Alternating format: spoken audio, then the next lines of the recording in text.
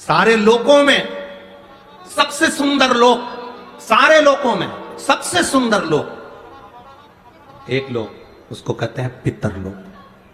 कौन सा लोक है वह? पितरलोक। तो कहा गुरुजी बैकुंठ लोक सुंदर नहीं है क्या? क्या बैकुंठ लोक सुंदर नहीं है? क्या ब्रह्मलोक सुंदर नहीं है? क्या इंद्रलोक सुंदर नहीं है?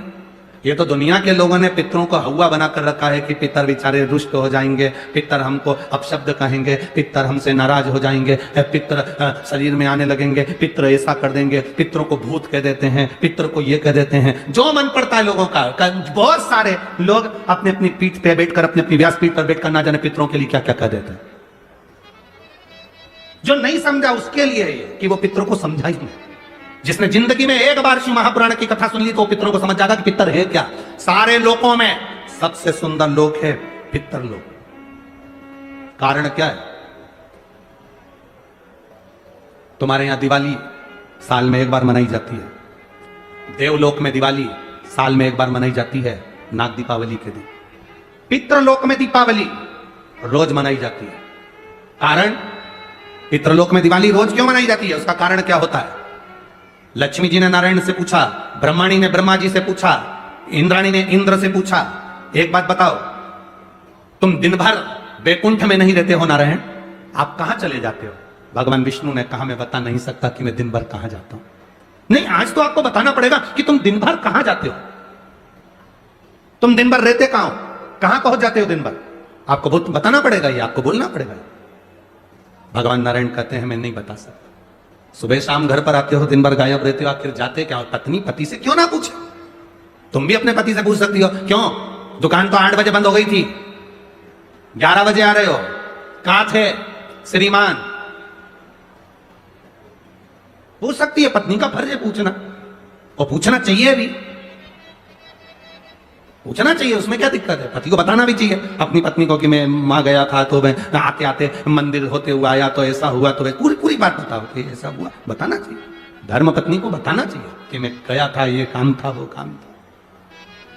लक्ष्मी जी ने पूछा तुम दिन भर कहां रहते हो? भगवान विष्णु ने कहा मैं बता नहीं सकता। बताना पड़ेगा। तब नारायण ने कहा, फिर नारायण बोले, नारायण ने कहा कि देखो लक्ष्मी, बात ऐसी है कि पितृलोक इतना सुंदर लोक है, इतना सुंदर लोक है कि जहां जितने पितर निवास करते हैं उनके घर का कोई व्यक्ति अगर कथा सुनने जाता है, मंदिर जाता है, अगरबत्ती लगाता है, दिया लगाता है, या पूजन आराधना करता है, या भूलवश भी कहीं भगवान की कथा में जाकर बैठ जाता है, जितनी देर उसके घर का व्यक्ति कथा में बैठता है, नारायण कहते हैं उतनी देर मैं उसके घर के पितरों के कंधे पर हाथ रखकर कथा को श्रवण करता हूं।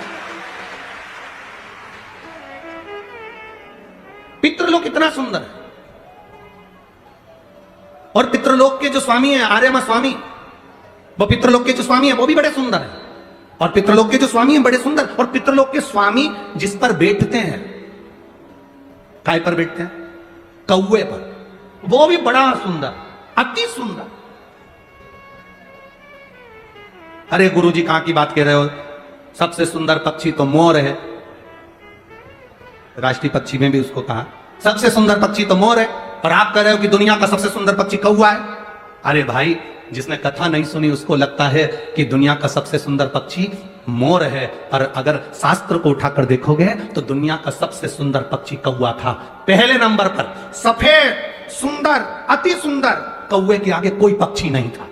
वो तो ब्रह्मा जी ने पृथ्वी पर यज्ञ करा, और पृथ्वी पर जब यज्ञ करना चाहा ब्रह्मा जी ने, तो उस समय पर ब्रह्मा जी ने कहा मुझे इस पृथ्वी पर यज्ञ करना है, इस जमीन को लीपने के लिए अमृत की जरूरत है। जैसे अपन गाय का गोबर लीपने के लिए लाते हैं, वैसे ब्रह्मा जी ने कहा इसको लीपने के लिए अमृत चाहिए। अमृत कौन लेकर आएगा? कोई आगे नहीं आया, तब ब्रह्मा जी ने कौवे को बुलाया, ए कौवा तुम अमृत लेकर आओ, क्योंकि तुम्हारी दृष्टि बड़ी प्रबल है, तुम अमृत को ढूंढ कर ला सकते हो। कौवा अमृत तो लाना, पर झूठा मत करना, अमृत को लेकर आना, मुझे बताना कहां रखा है तो मैं लेने चले जाऊंगा। कौवे ने कहा जो आज्ञा ब्रह्मदेव। कौवा आर्यमा स्वामी को नमन करा, प्रभु ब्रह्मा जी का काम है, मुझे जाना पड़ेगा। कौवा बड़ा सुंदर था, बुद्धिमान था, तो कौवे को भेज दिया। इसलिए रामचरितमानस में काकभसुंडी की कथा बार बार आती है। गरुड़ और कौवे की कथा आ रही है।